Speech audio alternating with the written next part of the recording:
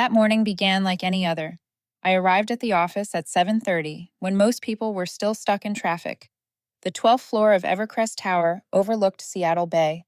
Autumn light filtered through the glass, soft and gray, spilling across rows of identical desks. I poured myself a cup of black coffee, sat down at my usual spot, opened my laptop, and started checking emails. Evercrest Industries, the place I had given 8 years of my life, was more than just a job. It used to be proof that if you worked hard enough, long enough, it would all pay off. I still remember my first day here, when the accounting department didn't even have an internal control system. I stayed late every night, built formulas from scratch, and created the audit sheets the company still uses today. I had stood by them through investment rounds, cash flow crises, and the weeks we could barely make payroll. I believed loyalty had its own worth. A new email notification chimed. I glanced at the screen. The subject line read, Compensation Overview, Fiscal Year 2022. It came from HR. I almost ignored it. Those messages usually went to executives, not to me. But something was odd. The sender was Ellen, a new HR associate who had joined less than 3 months ago. I clicked it open, planning to skim and delete. The spreadsheet loaded. I frowned, assuming she had sent it by mistake. But then my eyes froze on one salary figure, $138,000. Next to it, Mason's name, the employee I had trained for an entire year.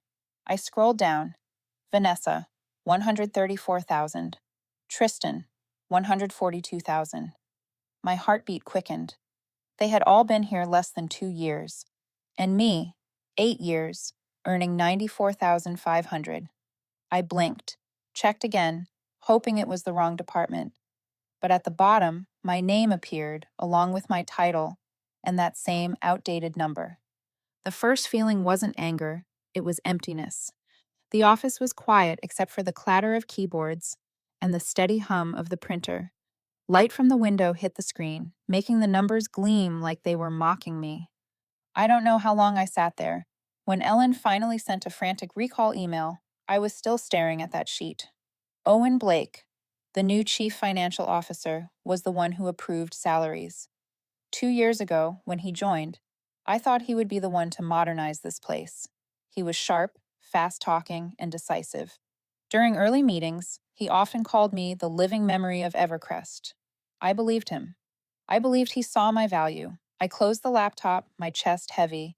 It wasn't about the money, it was about 8 years of work being reduced to a single number. The people I had trained now made more than I did. The systems I built were now the standard that made me look replaceable. I wondered if I had been wrong all along, thinking that silence and good work were enough to earn recognition. I stood and looked out the window. Rain had begun to fall over the bay, thin but steady. Seattle rain was always like that, gentle but relentless, just like exhaustion that builds over time. Through the reflection, I saw Owen walking down the hallway, phone in hand, smiling that familiar smile. And I realized he wasn't surprised. He already knew. I went back to my desk and opened the file again. Each number cut through my pride like a blade. I saved a copy, named it truth.xlsx, and sent it to my personal email. The click of the mouse echoed dry and final in the empty room. Maybe that was the first time in 8 years I saw my true place here. Not someone valued, but someone taken for granted. I leaned back, breathing deeply, my mind blank, but my hands trembling with resolve. I didn't know what I would do next, but I knew one thing. I wouldn't let anyone define my worth through my silence again. Outside, the rain thickened, drops racing down the glass, like a countdown to change. I glanced at my wristwatch, the silver one Owen had given me 3 years ago when I was promoted. Now it was just a symbol of a promise never kept. The metal felt cold against my skin, a reminder that it was time to stop waiting for acknowledgement and start taking it back. I closed my eyes, letting the sound of rain blend with my uneven breath. Part of me still couldn't believe what had just happened, but the other part, the one that had stayed silent for 8 long years, was finally waking up. From this moment on, nothing would ever be the same. If you have made it this far, I want to ask one small thing. Where are you listening from? Leave a comment. I read every single one. And if you believe silence is sometimes the first thing that needs to be broken, make sure to follow so we can walk together into the next chapter of this story. That morning, I arrived at the office earlier than usual. The place was still quiet, filled only with the low hum of the air conditioner and the pale glow of fluorescent lights over empty desks. I set my bag on the chair, looked around, and took a deep breath. Today, I will talk to Owen, not to complain, but to understand why the man who once said, Madison, "You're the one keeping this ship from sinking," could sign off on a salary sheet like that. I walked toward the glass office at the end of the hallway. The metal nameplate on the door gleamed. Owen Blake, Chief Financial Officer. I knocked twice. From inside came his brief reply, "Come in." Owen sat behind his wide desk, crisp white shirt buttoned neatly, silver gray tie in place. Everything about him was perfectly arranged, even his smile. He looked up, mildly surprised, but not annoyed. "Good morning, Madison. What brings you here?" I placed a folder on the table, opened my tablet, and pulled up the salary spreadsheet. "A file was sent by mistake yesterday. I wanted to ask you about it." He leaned forward, glanced quickly at the screen. For a moment, his eyes shifted, but then his expression smoothed back into calm. "Ah, that. Ellen mentioned it.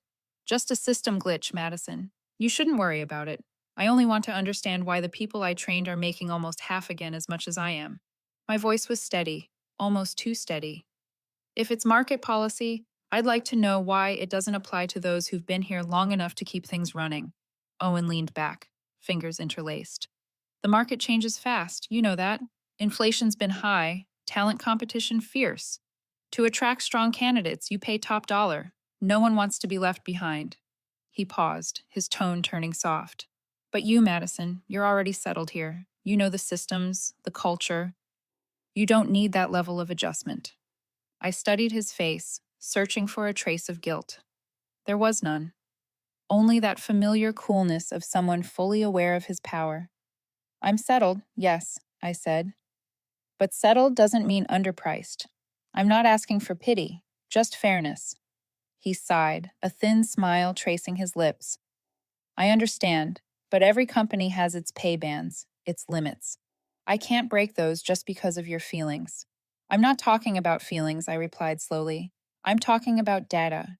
I can prove that my process improvements have saved this company hundreds of thousands of dollars each year. If compensation is tied to performance, then I deserve to be reconsidered." Owen shrugged. "I can submit that request to the chief executive officer, but honestly, the outcome will be the same. Salary policies don't change mid-cycle." He glanced at his watch, then looked back, his smile gone. "Take it or leave it, Madison. That's reality. If you can't accept it, I won't stop you from leaving." I stood still. A faint ringing filled my head, like a door slamming shut somewhere inside. All those years of late nights and quiet loyalty compressed into 4 cold words. "I understand," I said evenly. "Thank you for your honesty." I turned, gripping the folder tight. As I reached the door, I heard him call out behind me, "Madison, focus on your work. Don't let a few numbers throw you off. You're still luckier than most." I stopped for half a second but didn't look back. "Thanks for the advice," I said, "but I've never considered luck a human resources policy." The door closed softly behind me, the latch clicking like a period at the end of a sentence. I walked down the corridor, empty but brighter than before. In the stillness of the office, I could hear my own footsteps, each one a quiet reminder. It was time to stop protecting others and start protecting myself. Back at my desk, I sat down and opened my laptop. The salary sheet was still there, exactly as before. But this time, it didn't hurt. It just felt clear. This was no longer a story about loyalty. It was about awakening. I saved a new file and named it "The Cost of Loyalty." Not to send to anyone, but to remind myself, every loyalty has a price, and maybe it's time I start recalculating mine. That night, I didn't go straight home after work. I stopped by the small cafe on the corner of Pike and 3rd Avenue, the one that stayed open late. Warm, yellow light spilled through the windows, softening the chill of Seattle's night air. I chose a seat by the glass. opened my laptop, and began to type. On the blank screen, I wrote the first words: the cost of loyalty. 4 simple words, heavy as stone. I had planned to write a short performance summary, but the more I typed, the more the memories came rushing back. I started with the first year, when Evercrest was still a small energy startup. I wrote about how I built the internal reporting system that saved 40 hours of manual work every week. Then came the emergency audits. The nights I stayed alone in the office until 2 in the morning, combing through every data line to prevent a $500,000 penalty. I listed every milestone, every process I designed, every person I trained. I didn't write with resentment. I wrote in the language of numbers, the one no one could argue with. Each achievement came with evidence: emails, reports, certificates. Year by year, section by section, the report grew longer. By the time the clock struck 11:30, I had nearly 30 pages of data. I paused to refill my coffee. The smell of dark roast filled the air. Around me, the cafe was almost empty, only a few students typing away. From the far corner, soft jazz played. I turned back to the screen, and as I reviewed the most recent figures, something unusual caught my eye. A line item titled Consulting Services appeared every quarter for the past 2 years, with significant sums. The amount rose 5% each quarter, and most curious of all, there were no invoices or notes attached. I opened a few more files. Same pattern, same account, same approval trail. But the receiving company's name, Pinnacle Advisory Group, had never once appeared on our official partner list. My brow tightened. My pulse quickened.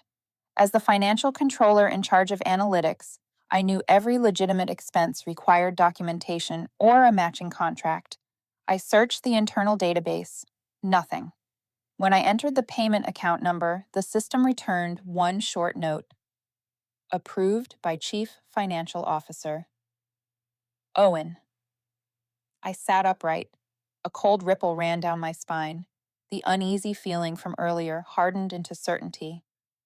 I checked several more transactions. Same approval, same signature. The total amount over the past 3 years added up to nearly $2.4 million. I leaned back in my chair. The image of Owen from that morning flashed in my mind: white shirt, calm smile, the steady voice that said, "Take it or leave it." I remembered the look in his eyes when he saw the salary sheet, when he said every company has its limits. Suddenly, that line sounded different. Those limits weren't meant for me. They were meant to shield him. I inhaled deeply, steadying myself.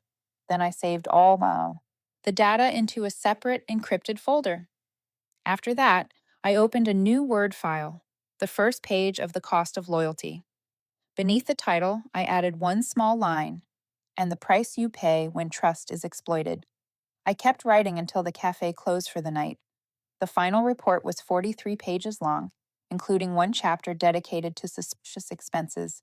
I titled it Red Flags. Each transaction was detailed with date, amount, approver, and reference code. When I stepped outside, wind from the bay whipped against my face, sharp and cold. I pulled my collar up and walked quickly toward the parking lot. The city glowed under wet streets, but I felt more awake than I had in years. At home, I printed every page, stacked them neatly on my desk, and placed my silver watch on top. The metal caught the desk lamp, gleaming cold and steady. I whispered to myself, barely audible, "You want to play by the numbers, Owen? Then we'll play by the numbers." I turned off the light, leaving the room lit only by the pale glow of the computer screen. The words, "the cost of loyalty," still shone on the first page. Tonight, I hadn't just rewritten my own worth. I had started rewriting his ending. The next morning, I woke earlier than usual. I had barely slept, yet my mind was sharper than it had been in weeks. The sky over Seattle was gray and dim, rain streaks still clinging to the window pane. I brewed a cup of strong black coffee, put on a crisp white blouse, and the gray pencil skirt I usually saved for important meetings. Today, I wasn't going to the office as an employee. I was going as someone who had already accepted an ending. On my desk sat a black folder, 43 pages thick. Next to it was a sealed envelope containing my resignation letter. It was short, only one sentence: I resign, effective immediately upon completion of the transition process. Alongside it lay another document, a job offer from Aegis Dynamics, Evercrest's rival company, where Alex Harper, my former colleague, now served as Chief Financial Officer. They had reached out several times over the past year, and this time I finally had a reason to say yes. I arrived at the office at 7:30. The top floor, where the Chief Executive Officer's office was, remained mostly empty at that hour. I stepped in quietly and left three things on his desk: my resignation letter, the offer letter from Aegis, and the full report titled The Cost of Loyalty. Then I turned and walked out, returning to the 12th floor, the same floor I had worked on for 8 years. 2 hours later, an email appeared in my inbox. Madison, please come to the executive meeting room at 10 in the morning. R.H. At exactly 10, I entered the conference room. 4 people were already there: Chief Executive Officer Robert Hanley, Owen Blake, Rebecca from Human Resources, and an assistant taking notes. The room was cold, the white light glaring against the glass table. In front of Robert sat the report I had left that morning. He looked at me through silver-rimmed glasses. Madison, have a seat. I pulled out a chair, sat straight, notebook and pen neatly in front of me. The air felt heavy. Robert flipped through a few pages of the report before speaking, his tone steady. I've read your report. It's thorough. I don't deny your contributions, Madison, but it seems you're unhappy with how the company has treated you. I met his eyes. I'm not unhappy with the company, sir. I'm unhappy with injustice. I've been here 8 years, built the very systems everyone relies on, and yet those I trained are paid 40% more. I'm not here to pressure anyone. I just want to be valued accurately. Robert nodded slightly and turned to Owen. Anything to say? Owen sat across from me, fingers interlocked, face unreadable. I've already explained this to Madison. Salary reflects the current market, not personal worth. She's been compensated according to policy. His tone was even, but I could see the tension in his jaw. I don't deny that, I said. But when the role, workload, and responsibilities are identical, market rate can't be the excuse for paying one person less than another. Owen raised an eyebrow, his voice calm but sharp. If you feel this isn't the right place for you anymore, no one is stopping you from leaving. I nodded. I know. And I've already prepared for that. I placed the offer letter from Aegis on the table and slid it toward Robert.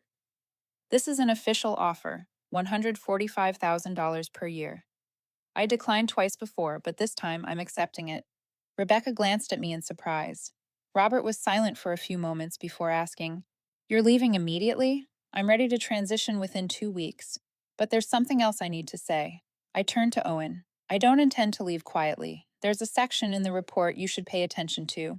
Irregular financial transactions I discovered during my audits. The room fell silent. Robert tilted his head slightly, his expression changing. What exactly are you referring to? I'm not accusing anyone, I said slowly. I'm simply identifying transactions without proper documentation, authorized repeatedly over the past 3 years. The total exceeds $2 million. All details are in the final section of the report. Owen gave a short laugh, though his tone was sharper now. You're misunderstanding, Madison. You don't have the clearance to make such claims. I looked at him steadily. Maybe. But numbers don't lie, Owen.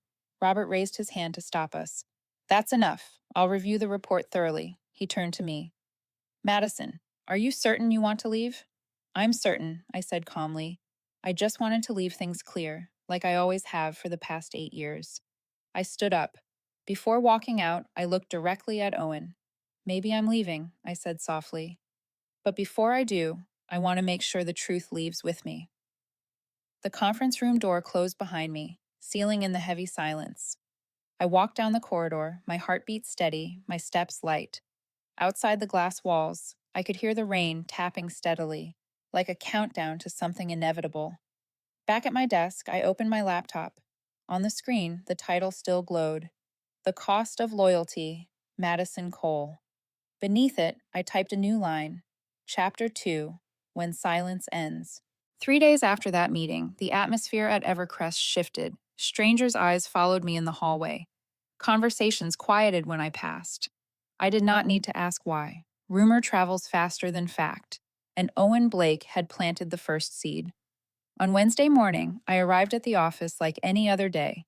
Rebecca was waiting near the printer with a stack of folders. When she saw me, she stepped closer and lowered her voice. "Madison, there is something I think you should know," she said, looking around to make sure no one overheard. "Owen has asked HR to open an internal audit into errors in last quarter's financial reports. Your name is on the list to be reviewed." I did not answer right away. I knew I had done nothing wrong. But with Owen's authority, a hint from him was all people needed to turn a small mistake into a major crime. Rebecca's face showed she was worried. "He is putting pressure on you," I said softly. She nodded. "Be careful. I cannot do much, but if you need me, I will say I know he requested this audit." I thanked her and went back to my desk. A manila envelope sat on the keyboard.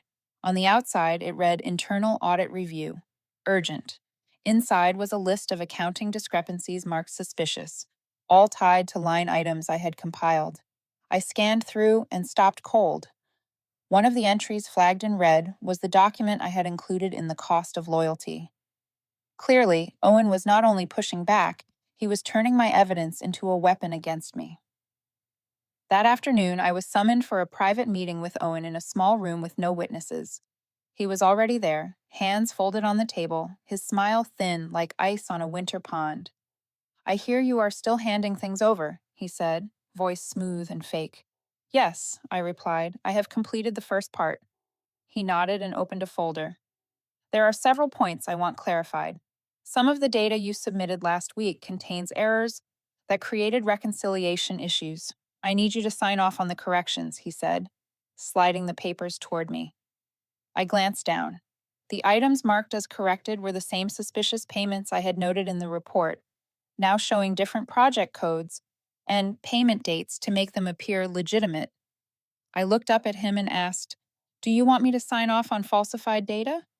His smile did not falter. "Falsified," he said. "No, Madison. Just adjustments to reflect the reality." "I do not think you want to leave under a cloud." I smiled despite my racing heart. "I think I understand reality just fine, Owen, and it is not in these pages." The smile faded. "Be careful with what you imply," he warned. "I am not implying anything," I answered calmly. "I am simply doing my job, keeping the books clean, something you seem to have forgotten."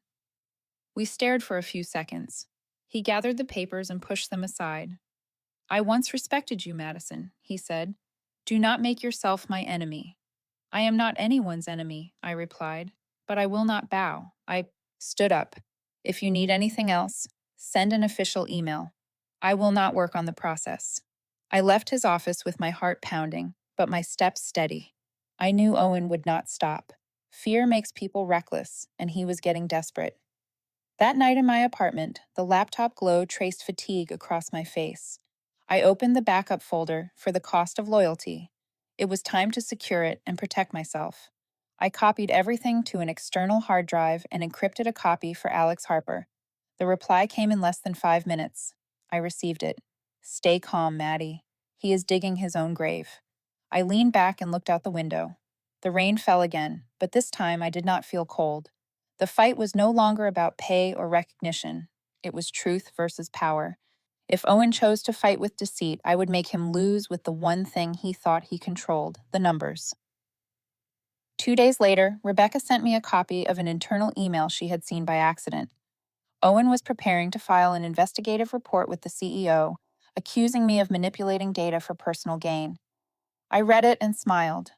He had gone too far. In the world of finance, overreach leaves a trail. I opened my laptop and typed a quick message to Alex.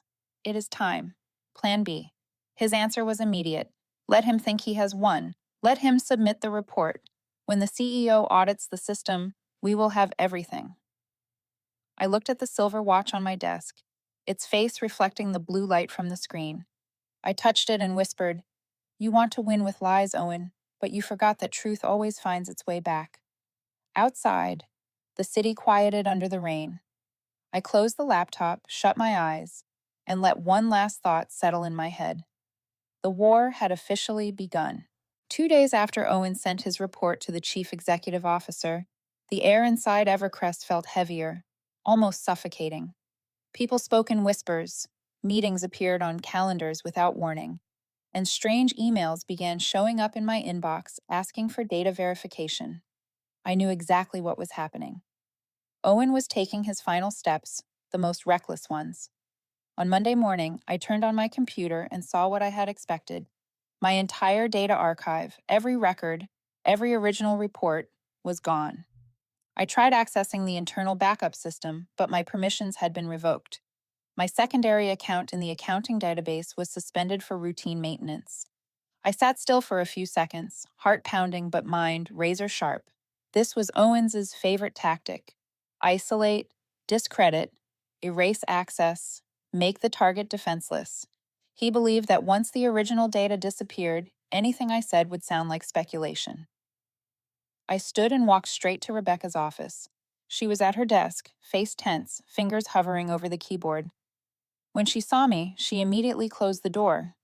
"I heard Owen ordered it to remove your access," she said quickly. "He told them it was part of the security protocol for the investigation." I nodded slightly. "He is cleaning up his tracks, but I am ready for this." Her eyes widened. I sat down and lowered my voice. 6 months ago, after that server crash, I set up my own encrypted cloud backup. Only I can access it. Every original file is still there, including Owens's access logs. Rebecca exhaled, half relieved, half worried. "But how can you reveal it without getting accused of breaching confidentiality?" I gave a faint smile. "I am not revealing anything. I am just sending it to the right place." That night, I opened my laptop at home. Outside, rain slid across the window, city lights shimmering on the glass. I logged into the backup system and checked every folder. Everything was intact. I selected the key files, bank statements, access logs, phantom invoices, and compressed them into a single encrypted file named evercrest_truth.zip. Then I sent it to Alex Harper along with a short message: "Activate Plan B. We have everything." His reply came within minutes: "Good. Do not do anything else. Let him sink. I am forwarding a copy to the Chief Executive Officer of Aegis. They are directly connected to Evercrest's investment board. Trust me, within days, they will start asking questions." I watched the words "message sent" flash on the screen, then fade. A strange calm washed over me, mixed with a quiet tremor. Not fear, just the certainty that I had crossed a point of no return. The next morning, Owen called me to his office. He looked composed, even smug. He gestured toward the chair. "Sit down, Madison. I have some good news. The board has reviewed the report. It seems they agree the discrepancies originated in your department. I wanted to give you notice. They might ask you to take leave during the investigation." I studied him carefully. The smile on his face reminded me of a man convinced the game was already won. "I understand," I said evenly. "But make sure your report is flawless, Owen, because once the formal audit begins, they will inspect every detail." He hesitated for a split second, then forced a smirk. "I always work flawlessly, Madison. You should learn from that." I gathered the papers in front of me. "I already have," I said, "and I have learned that the most flawless things are often the easiest to break." I left his office, leaving him puzzled behind me. In the elevator, my reflection stared back from the metal doors, calm, steady, no trace of anger. All I felt was anticipation, like someone holding a match just before it meets the fuse. That afternoon, the message from Alex arrived. The Evercrest Chief Executive Officer just received a request for an independent audit from the investment board. Owen will be ordered to surrender full system access tomorrow morning. Congratulations, Maddie. The fuse is lit. I read the message and smiled faintly. Rain hammered against the glass outside the office. I slipped off my silver watch and placed it on the desk. The metal glowed in the blue light of my screen, where the words Evercrest_truth.zip, sent successfully, still shimmered. I whispered, barely loud enough to hear myself. "You deleted my data, Owen, but you forgot one thing. I built the system." That night, I did not sleep. I sat by the window, watching the city fade beneath the rain. A chapter was closing, and I knew that when the office lights turned on in the morning, Owen Blake would begin losing everything by the very numbers he once thought were his weapon. The next morning, a thick fog covered Seattle as if the entire city were holding its breath, waiting. I arrived at the office earlier than usual. The hallway was still empty, the sound of my heels echoing against the cold floor. When the elevator doors opened on the 12th floor, I saw Owen already there. He was speaking with two IT staff, his voice low but firm. On their desks lay hard drives, cables, and a laptop open to the system administration dashboard. When he saw me, Owen paused. His expression was calm, but I could see the tension behind it. "Good morning, Madison," he said. "We are working with the audit team. There are some access changes, nothing you need to worry about." I smiled faintly. "I am not worried," I said softly. "Just curious what you are cleaning up." He frowned slightly but said nothing more. I walked back to my desk. On my screen, a new email notification blinked. Emergency board meeting, 9 o'clock in the morning, Pine Room. Sender, Chief Executive Officer Robert Hanley. I knew the moment had come. At exactly 9, I entered the meeting room. It was bright, its glass walls overlooking the fog-covered city. Inside were Robert, Owen, Rebecca, and one unfamiliar man, middle-aged, dressed in a navy suit, holding a leather briefcase. Robert introduced him briefly.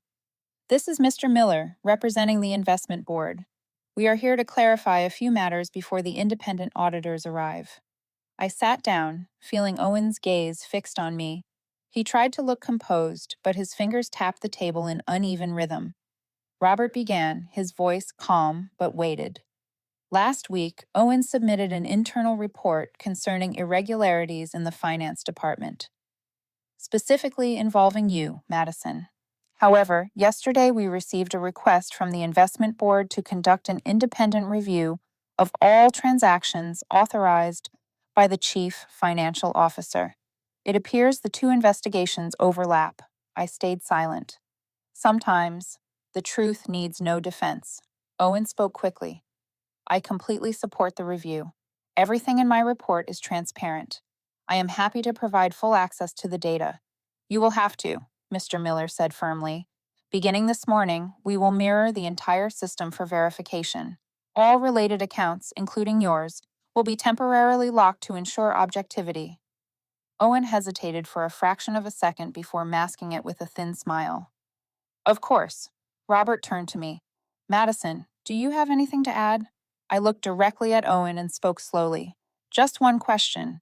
In the report Owen submitted, he claimed I manipulated accounting data. If that is true, I would like to see the system logs showing who approved the transactions in question. According to company policy, every payment over $50,000 requires the electronic signature of the chief financial officer." The room fell silent. I saw Owen stiffen slightly. Robert gestured for the IT technician to project the system records onto the large screen. Rows of transactions filled the display, each with dates, project codes, and digital signatures. I stood and pointed. "These are the transactions I was accused of altering. Yet every single one was approved under the account of Owen Blake." A wave of murmurs rippled through the room. Robert frowned and turned to Owen. "Explain this." Owen forced a strained laugh. "Must be a permissions glitch. The old system sometimes duplicates sessions. Everyone knows that." I spoke evenly. "I can confirm otherwise. I have all access logs and authentication records saved. They were backed up independently to a secure cloud server outside Evercrest's network. Copies have been provided to the investment board." The room grew heavy with silence. Owen turned sharply toward me, anger flashing in his eyes. "You overstepped, Madison. You had no right to store company data externally," I replied calmly. "I only backed up the files I created. And if you think that data is a threat, maybe you know why." Robert tapped his pen against the table. "Enough. I want the audit team to access those logs right now." Minutes later, the large screen displayed the verification results. Beneath each transaction appeared a timestamp, an IP address, and a device ID. All pointed to one source: Owen-Blake-admin. A long silence followed. Owen stood abruptly, but Mr. Miller spoke first. I think we have seen enough. Mr. Blake, you are hereby suspended pending investigation. Your accounts and devices will be confiscated immediately. You are making a mistake, Owen snapped. I kept this company alive. She is just taking revenge for a salary cut. I said nothing. I just looked at him, not with anger anymore, but with quiet exhaustion. No, Owen. I did what you should have done. I told the truth. Security entered and escorted him out. The door shut with a dull click. Robert leaned back in his chair and exhaled. Good Lord. Madison, do you realize you may have just saved this company? I shook my head. I just kept it honest. Rebecca, who had been silent until now, spoke softly. We should thank her, Robert. Without her, the investment board would have lost faith in Evercrest's financial integrity. Robert nodded. We will take it from here. Madison, take a few days off. I closed my notebook and stood. As I left the room, I saw through the glass wall Owen being led away, his face pale, eyes burning with rage. I felt no triumph, only a quiet relief settling in my chest, as if I had finally set down a weight I had carried for 8 long years. Back at my desk, I opened my laptop. The title, The Cost of Loyalty, still sat at the top of the document, calm as ever. I added one final note at the bottom. April 14th. Truth does not need to shout. It only needs to be kept in the right place. 3 days after Owen was suspended, the Evercrest office felt like a body recovering from surgery. The rush of meetings was gone, and half-hearted laughter from the executive floor had vanished. Everyone worked more quietly, more cautiously, as if afraid to touch a wound still healing. I still came to work as usual, but every step felt foreign now. No one said anything, yet everyone knew what had happened.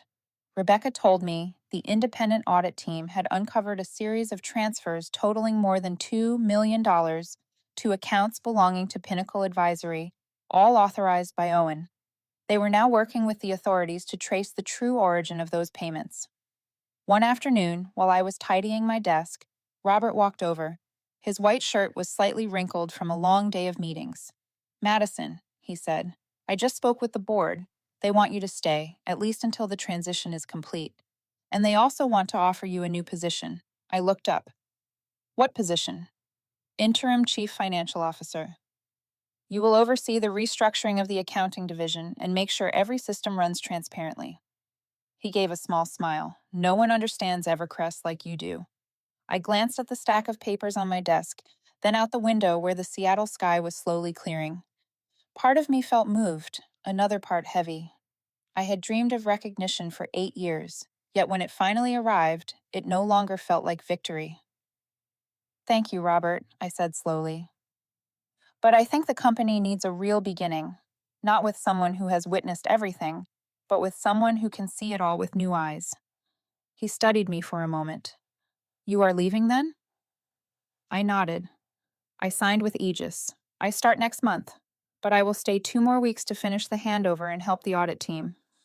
He looked disappointed but nodded. I understand. You have done more than anyone here. Thank you, Madison. After he left, I sat alone, the sound of rain outside mixed with the scattered clatter of keyboards.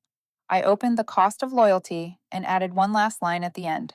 The price of loyalty is not gratitude, but the lesson of knowing where it ends. 2 weeks later, on my final day at Evercrest, I walked past each familiar row of desks. People looked at me differently now, not with pity, but with respect. Rebecca came over and hugged me tightly. You changed everything, Maddie, she whispered.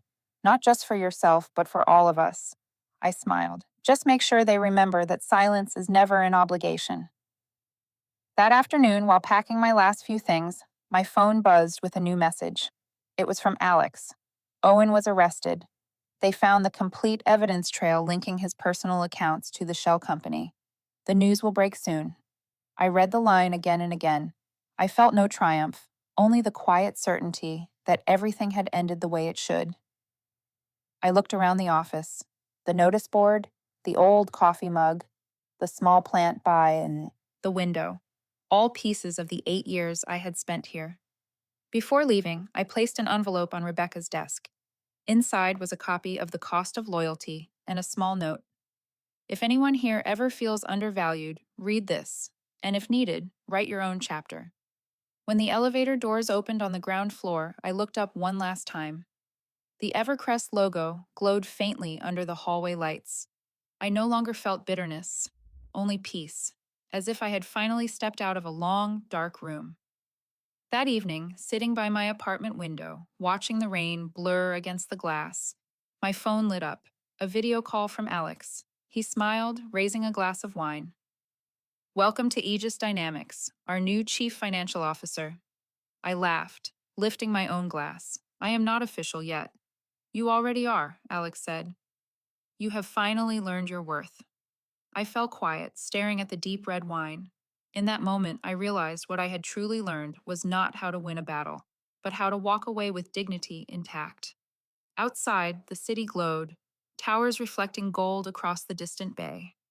I leaned back in my chair, tilting my glass slightly. The light caught the crimson liquid, glimmering like a reminder of everything left behind. I smiled, my voice soft but certain. Maybe I paid the price for loyalty, but in return, I found myself. 3 months later, life at Aegis Dynamics had settled into its rhythm. Every morning, as I walked through the tall glass tower downtown, I still felt the clear difference between this place and Evercrest. There was no sense of surveillance here, no half smiles or watchful eyes. People spoke openly, argued fairly, and most importantly, everyone's worth was measured by ability, not by silence. In my new role as Chief Financial Officer, I spent the first few weeks rebuilding the compensation structure. I set one simple rule: no one would be undervalued just because they had stayed longer. Every employee had the right to know the average salary for their role, and all adjustments would be published regularly. When I presented the plan to the board, Alex sat at the head of the table, smiling as he nodded. "Transparency is the foundation of sustainability," he said, "and you are laying the first stone." I didn't say it aloud, but I knew deep down that was all I had ever wanted Evercrest to understand. News about my former company spread quickly through the financial world. Articles reported that Evercrest was undergoing a deep restructuring following the embezzlement scandal involving former CFO Owen Blake. Some mentioned a mid-level employee who had bravely provided evidence that exposed internal fraud. No names were printed, but I knew who they meant. I didn't share it, didn't comment. I simply read the article to the end and folded it closed. Justice doesn't need praise. It only needs to be carried out. One afternoon, Rebecca called me. Her voice was still calm and steady as always. "Madison, I thought you should know. Robert has left the company.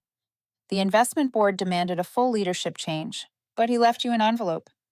"An envelope?" I asked. "Yes. Inside, there's only one sheet of paper. It says, 'Sometimes justice doesn't come from a courtroom, but from the one who dares to lift the curtain first.'" I stayed silent for a few seconds. Deep down, I never hated Robert. He wasn't cruel, just too accustomed to compromise. And it was that very compromise that let Evercrest fall apart. I exhaled softly. "Thank you, Rebecca. Keep in touch, okay?"